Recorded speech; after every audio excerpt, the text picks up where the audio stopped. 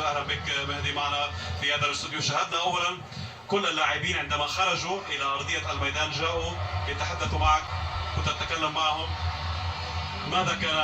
ماذا جرى في هذا الحوار وماذا كنت تنصحهم قبل هذه الموقعة؟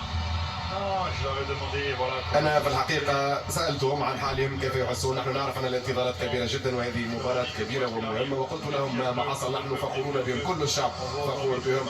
اليوم نرى كل المغاربة الموجودين في الملعب كمشجعين، إذا قاموا فعلا بمهمتهم. الآن كل شيء إضافة إيجابية. قلت لهم أنه يمكن أن يهزموا المنتخب الإسباني ولدي ثقة فيهم. رأينا مجموعة متماسكة متآزرة تريد أن تقدم أشياء كبيرة ومهمة، وأنا متأكد أنهم سيواصلون في صعدنا.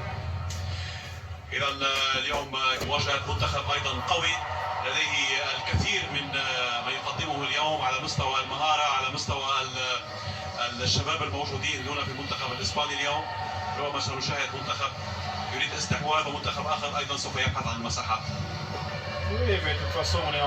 نعم، على كل حال نحن في ثمن النهائي، لا يوجد مباريات سهله انطلاقا من الان. مباراه بلجيكا كذلك وكرواتيا لم يكونوا سهلين، وكندا لم تكن مباراه سهله، رغم ذلك ترشحنا. اذا يجب ان نلعب باسلوبنا بشراستنا كالعاده بالتآزر كمجموعه. لا يجب ان نحترمهم اكثر من اللازم. هذا فريق جيد، ولكن عندما ندخل ارضيه الميدان لا يوجد احترام، بل هناك كره قدم، لا يجب ان نخاف منهم، ونحن سنقبل ما يحصل مهما كان. والحمد لله قمنا بمهمتنا، قمنا بمسار ممتاز. اللاعبين قدموا كل شيء. تحدثتم عن تضحيات منذ حين والاصابات الكثير، لعبوا باصابات بسيطه، ولكن عندما تمثل البلد، عندما تترك كل شيء على ارضيه الميدان وتريد ان تقدم كل شيء، هذا ما سيبقى في ذهني من كاس العالم هذا هو من منتخبنا. انا اؤمن اذا واتمنى ان شاء الله ان يقدموا مهمتهم، ولكن لا شك لي في ذلك. العطية، شكرا جزيلا لك، كل التوفيق للمنتخب المغربي في هذه الأمسية اليوم. ونشرك معنا أيضا جواد بدة من موقع التعليق. جواد، مساء الخير. دون أي شك أن كل عربي اليوم وكل مغربي ينتظر هذه الموقعة، ينتظر هذه المباراة. مباراة أولا على المستوى الفني ستكون كبيرة، وثانيا أيضا على مستوى أي مواطن.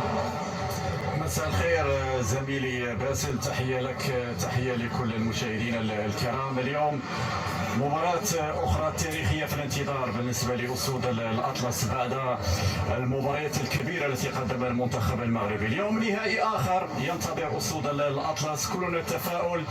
كما قال وليد الركراكي، من حقنا أن نحلم.